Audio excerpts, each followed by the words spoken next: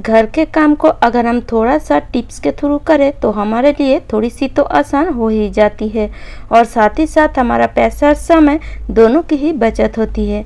तो चलिए ऐसा ही कुछ टिप्स मैं आज आपके लिए लाई हूँ। इस बरसात के मौसम में कभी कभी हमारे टॉयलेट से छोटे छोटे कीड़े मकोड़े चले आते हैं और कभी कभी हमारे टॉयलेट से बदबू भी आती है और हम सोचते हैं इसे कैसे भगाएं और ये जो बदबू है इसको कैसे दूर करें। तो मैं आज आपके लिए बहुत ही एक अच्छा सॉल्यूशन लाई हूँ। तो इसके लिए आप एक प्लेट ले लीजिए, मतलब कौन सा भी एक बर्तन ले लीजिए और उसमें एक पैकेट शैम्पू डाल दीजिए, 1 चम्मच लाल मिर्च पाउडर डाल दीजिए, हाफ चम्मच हल्दी पाउडर डाल दीजिए और छोटा सा एक साबुन का टुकड़ा ले लीजिए। कौन सा भी साबुन हो, जो साबुन हम यूज़ करते हैं, और लास्ट में छोटा वाला जो टुकड़ा रह जाता है उसको आप ना फेंक कर इस तरह से यूज़ कर सकते हैं। वो साबुन तो हम कई समय फेंक भी देते हैं, पर इसको कभी भी ना फेंके। इस तरीके से आप कई सारे सॉल्यूशन बना सकते हैं वो छोटे सा साबुन से। तो इस तरह साबुन को आप एक छोटे वाला ग्रेटर से ग्रेट कर लीजिए और अब हम ये जो सारे चीज़ बनाए हैं सारे चीज़ों को एक साथ अच्छी तरह से हाथों की मदद से मिला लेंगे और ये हमारा बहुत ही अच्छा एक सॉल्यूशन तैयार हुआ है। तो इस तरह हाथों की मदद से अच्छी तरह मिलाने के बाद अब हम लेंगे एक पानी की बोतल का ढक्कन और उसमें ये सारे सॉल्यूशन को इस तरीके से रखेंगे। अच्छी तरह से इसको इस तरीके से सेट कर देंगे और अब हम लेंगे एक पॉलीथीन और पॉलीथीन के अंदर इस ढक्कन को इस तरीके से रखेंगे और इस तरीके से रखने के बाद इसे अच्छी तरह से इस तरह घुमा घुमा कर टाइट करेंगे जिससे ये जो सॉल्यूशन है निकल ना जाए। और अब हम इसमें एक रबर लगा देंगे जिससे ये खुले ना। तो अच्छी तरह से इस रबर को हमें टाइट करके लगा देना है। अब हम ये जो एक्स्ट्रा हमारा पॉलीथीन है या प्लास्टिक है इसको हम इस तरीके से काट कर निकाल देंगे और ये हमारा बहुत ही एक बढ़िया सॉल्यूशन तैयार हुआ है। तो चलिए अब हम क्या करेंगे, एक सेफ्टी पिन लेंगे और सेफ्टी पिन से इस तरीके से छोटे छोटे होल कर देंगे इस पॉलीथीन में। इससे ये जो सॉल्यूशन है बहुत ही आसानी से निकल आएगी।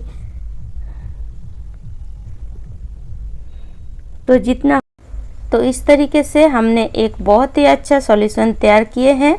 अब हम चलते हैं बाथरूम में और जो फ्लश टैंक होता है हमारा उसमें ये सॉल्यूशन को इस तरीके से डाल देंगे, ढक्कन को लगा देंगे और जब भी हम इस तरह फ्लश करेंगे तो ये जो हमारा टॉयलेट है टॉयलेट में थोड़ा सा ये जो हमारा सॉल्यूशन हमने बनाए हैं वो थोड़ा सा आएगा। इससे हमारे जो कीड़े मकोड़े और बदबू है बहुत ही जल्दी चला जाएगी। तो उम्मीद करती हूँ ये टिप्स आपको अच्छी लगी है। हमारे घर में कई ऐसे जगह होते हैं जिसको हम रोज़ साफ नहीं कर पाते हैं, जैसे ये बेड के नीचे, क्योंकि ये जो बेड है बहुत ही बड़ा है और झाड़ू इतने दूर तक नहीं पहुंच पाती है और इसी के कारण हम इस जगह को रोज़ साफ नहीं कर पाते हैं। पर इस तरह जगह को आपको बीच बीच में ज़रूर साफ करना चाहिए, नहीं तो इसी जगह से बहुत सारे मैल आपको दिखेंगे जो आपके पूरे घर को गंदा कर सकती है। तो इसको साफ करने के लिए आप इस तरह जो जाली साफ करने वाला लकड़ी है उसको यूज़ कर सकते हैं।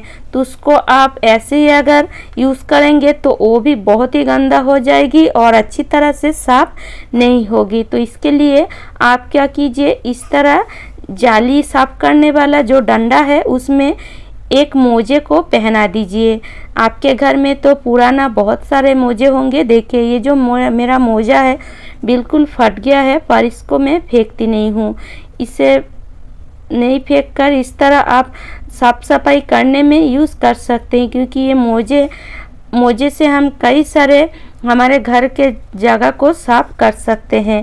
तो इस तरह पहना कर आप इस तरह जो बेड के नीचे जगह है उसको बहुत ही आसानी से साफ कर सकते हैं। झाड़ू से जितना हो सके तो हम रोज़ साफ़ ही करते हैं, पर आप देख सकते हैं अंदर कितना मैल है, क्योंकि मैंने लगभग 15 दिन इसको साफ़ नहीं किए थे। तो चलिए आज मैं पूरे घर को अच्छी तरह से क्लीन कर रही हूँ, तो इसलिए सोचा आपके साथ शेयर कर देती हूँ ये बेड के जो नीचे वाला हिस्सा है इसको मैं कैसे साफ़ करती हूँ। तो इस तरीके से मैं जो सीलिंग का जाली साफ करने वाला जो डंडा होता है उसी से इस तरीके से एक मोजे पहनाकर उसी से ही साफ करती हूँ। और आप देख सकते हैं कितनी आसानी से ये साफ हो रही है, बिल्कुल अंदर तक ये जो डंडा है जा रही है। और अब मैं आपको दिखा देती हूँ ये जो बेड के नीचे कितना सारा मतलब हमारा जाली बन गया था।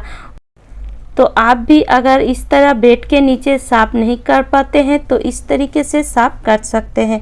और आप देख सकते हैं फ्रेंड्स, देखिए कितना सारा इसके नीचे मैल बैठ गया था। तो उम्मीद करती हूँ ये टिप सबको अच्छी लगी है। और इस तरीके का जो ग्रिल या डिजाइन वाला जो दरवाज़ा होता है इसके अंदर हमारे हाथ नहीं पहुंचती है, क्योंकि ये बाहर से कांच है, अंदर से लोहे का ग्रिल है जो डिजाइन वाला है। तो ये जो कांच है बहुत ही मैल हो जाती है, तो इसे हम कैसे साफ करें। तो आप इस तरीके से एक जो केक काटने वाला प्लास्टिक का जो छुरी आती है उसी को ले लीजिए। बर्थडे पार्टी में जो हम केक काटते हैं प्लास्टिक का छुरी आती है दुकान से, उसी को आप ना फेंक कर इस तरीके से उसमें एक मोजा पहना दीजिए। और बहुत ही आसानी से ये जो छुरी है स्ट्रेचेबल होता है और इस तरीके से ये जो डिजाइन है उसमें बहुत ही अच्छी तरीके से घुस जाती है। और हमारे घर में इस तरह जो फर्नीचर होता है इसके नीचे भी बहुत ही मैल जमा रहता है जो हमें दिखाई बिल्कुल भी नहीं पड़ती है। तो इसको तो हम साफ बिल्कुल भी नहीं कर सकते, क्योंकि इसके अंदर झाड़ू तो बिल्कुल भी नहीं जाती है। तो हम सोचते ही रहते हैं इसको हम कैसे साफ करें, इसको खिसकाए तो ये बहुत ही भारी होता है, इसलिए हम इसको साफ बिल्कुल भी नहीं करते हैं, छोड़ देते हैं। पर इसको आप बहुत ही आसानी से साफ कर सकते हैं। इस तरह एक हैंगर ले लीजिए और एक मोजे ले लीजिए। मैं आपको पहले ही कह रही थी मोजे से हम कई जगह को हमारे घर में हम साफ कर सकते हैं। हैंगर में मोजे को इस तरह पहना दीजिए और आप देख सकते हैं कितना जाली इसके अंदर था, मतलब कितना मैल इसके अंदर रह गया है। आप देख सकते हैं ये मैल डेली ही जमा होती है और इसके अंदर ही रह जाती है।